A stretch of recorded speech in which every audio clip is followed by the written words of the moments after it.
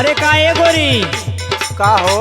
कैसन बड़ा आइट के चलत हो? अरे हम ईट के चाले चाहे कैसा चले तो हार का छाती फाटत है। सुना सुनावा। मर जाए के चाही तुहके नकिया रगड़ के, मर जाए के चाही तुहके नकिया रगड़ के, भैलू जवान गोरी रह अब सुधर के। भैलो जवान गोरी रह अब सुधर के, भैलो जवान गोरी रह अब सुधर के।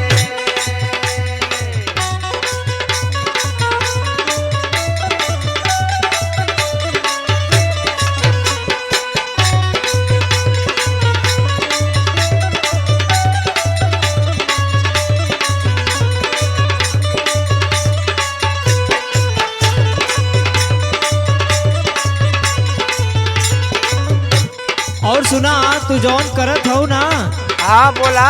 वो ठीक ना है। सुना हम बतावत हई। लगा था हमके देख के तो अरलार चुआ था का हो? हाँ सुना। सुनावा। संगे लूटा माजा बिछाई के गोनारा, बेचाए के गोनरा, बेचाए के गोनरा, बेचाए के गोनरा, बेचाए के गोनरा।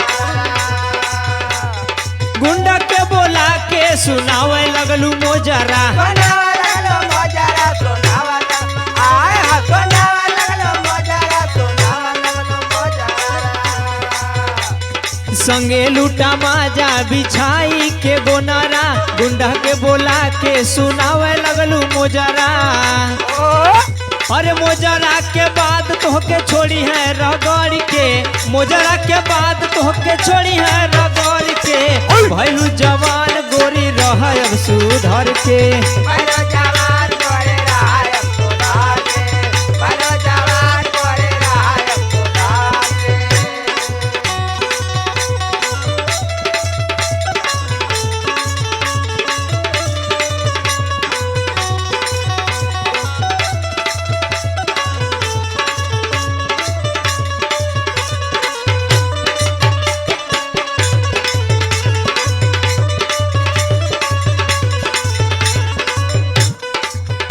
और सुना हमार बात, जवानी का हरियर खेती चढ़ल है ना, हाँ कुल 1 मिनट में झड़ जाई।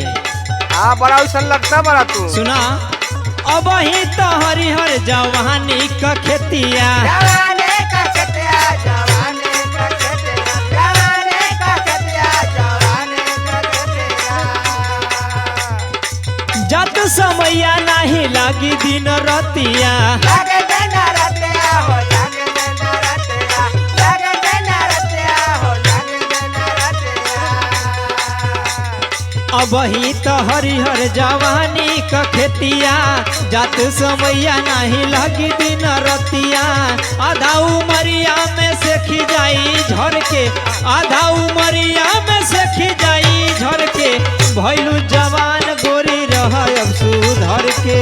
भैलो जवान